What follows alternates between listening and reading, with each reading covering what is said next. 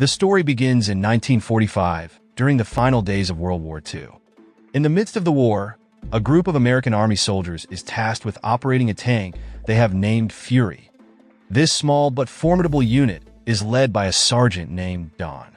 Alongside his 3 crew members, they have earned a reputation for being one of the luckiest teams on the battlefield. Time and again, they have managed to survive intense combat, despite being vastly outnumbered and outgunned by the German forces, who possess superior weaponry and well-equipped troops. Yet, with unyielding fury, unwavering belief, strict discipline, and sheer determination, they have braved each encounter like a storm passing through. That morning, upon reaching camp, Don steps down from Fury and carefully removes the lifeless body of one of his fallen men, ensuring that it will be properly taken care of and returned to his family.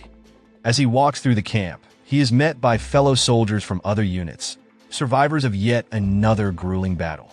A sergeant major, who oversees all the teams, is taken aback to learn that Don and his crew are the sole survivors of the 3rd Platoon, which had been sent into combat. To his men, Don always appears strong and unshaken, a pillar of resilience in the face of war. He maintains this tough exterior to keep his team's morale intact. However, beneath this hardened facade, Don is just a man, one who, like any other, struggles with the weight of war and the constant fear of death. Before long, a young soldier named Norman arrives at camp. Fresh out of training, he has only been in the military for 3 months. Apparently, Norman has been assigned to replace the fallen member of Don's crew. At first, Don hesitates, reluctant to accept a green recruit into his battle-hardened unit. However, orders are orders, and he has no choice but to comply. Later, Norman does his best to introduce himself to the other crew members. Among them is Boyd, the calmest of the group, Gordo, a soldier of Mexican descent, and Grady, an eccentric and often frustrating man with the most peculiar personality. Soon after, Norman's first task is to clean the interior of the tank. As he steps inside, he notices old photographs taped to the walls, pictures of Don and the crew with their loved ones. To them, Fury is more than just a machine. It is their home. But the true horror of war soon sets in. Norman is forced to scrub away the bloodstains and remains of the previous crew member, the sight and stench making him sick to his stomach. Not long after, Don comes across a captured German soldier who is about to be interrogated. Rage flickers in his eyes as he nearly lashes out, his deep-seated hatred for the enemy evident. Instead, he takes a gun and hands it to Norman, instructing Grady to teach the young soldier how to use it. On the other side, Don and several other sergeants are summoned by their superiors to receive a new mission: to take control of a town and rendezvous with fellow soldiers already stationed there. As they travel toward their destination, Don and his unit pass through a war-torn area where German civilians, victims of the ongoing conflict, wander in despair. Among them is a young woman walking alone, drawing unwanted attention from some of the soldiers. Grady, known for his mischievous nature, takes the opportunity to tease Boyd, who is deeply religious and strongly opposed to immoral behavior. Grady jokingly urges Boyd to imagine inappropriate thoughts about the woman, leading to a brief argument between the two. However, Don quickly intervenes, breaking up the tension, and the situation ends with laughter among the group. As they continue along a narrow path, Norman catches sight of an enemy soldier hiding in the bushes. Instead of immediately alerting the others or taking action, he hesitates. This moment of inaction costs them dearly. The enemy attacks first, killing the sergeant major who is leading their convoy. Don, furious at the loss, directs his anger toward Norman, who is left shaken by his mistake. Upon arriving at their designated location, Don meets Captain Wagoner, who is visibly shocked to learn that the sergeant major was killed en route.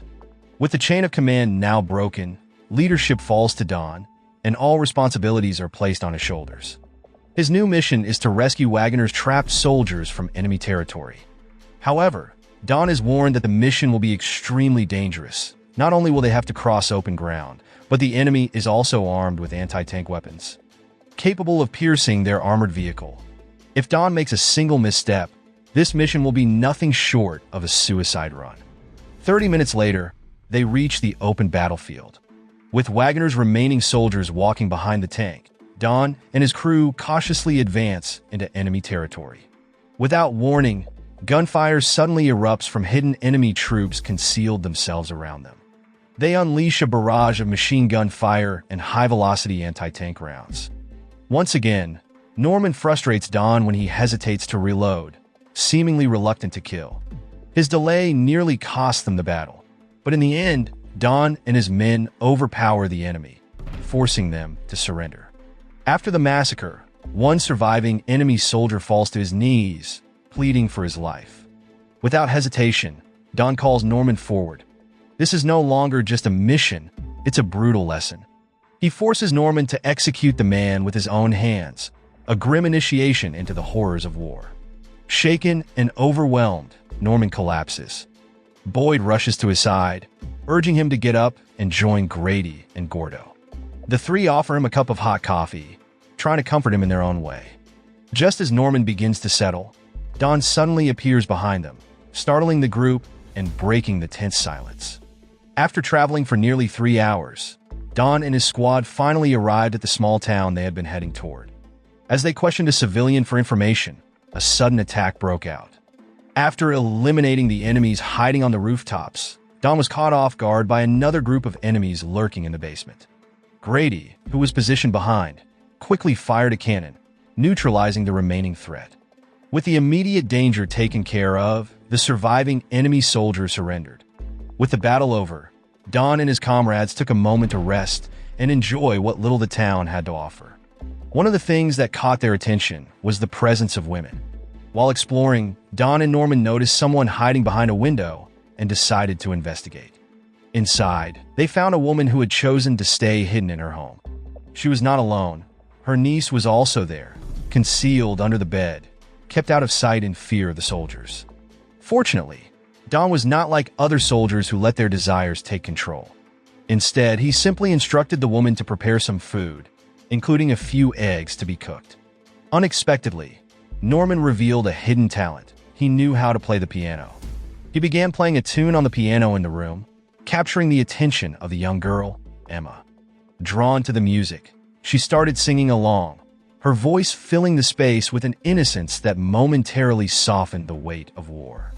Seeing that Norman and Emma were about the same age, Don encouraged them to spend time together in another room. There, Norman read Emma's palm, and their conversation flowed naturally. Soon after, they discussed topics ranging from stock market trends and global economics to debates about social issues, flora, and fauna.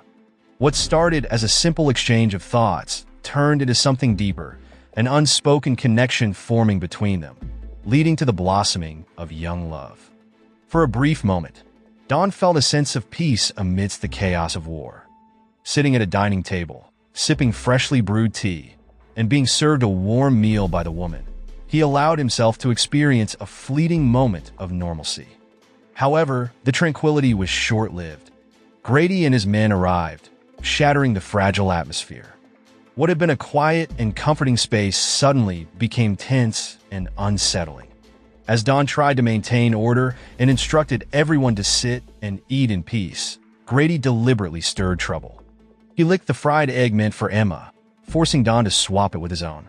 To make matters worse, Boyd and Gordo supported Grady's crude behavior by recounting the brutal acts they had committed during the war, as if their words were meant to ruin the meal and provoke Don.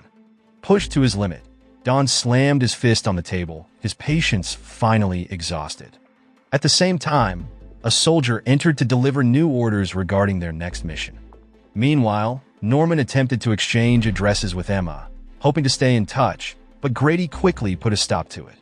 As they prepared to leave, an enemy shell struck the building where Emma and her aunt had been staying. The explosion reduced it to rubble, killing them both. On the journey to their next destination, Don kept a close eye on Norman, who remained in stunned silence, unable to process what he had just witnessed. The death of Emma had shaken him to his core. Sensing this, Don spoke with a heavy but firm tone. This was war. This was the real world. Norman had allowed himself to feel too deeply, but in times like these, logic had to take precedence over emotions. Otherwise, one would be consumed by despair and unbearable sorrow.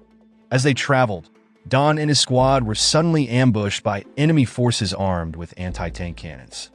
None of their shots managed to penetrate the enemy tank, leaving only 2 tanks in their unit, Don's Fury tank and another belonging to their allies. To confuse the enemy, they decided to spread out.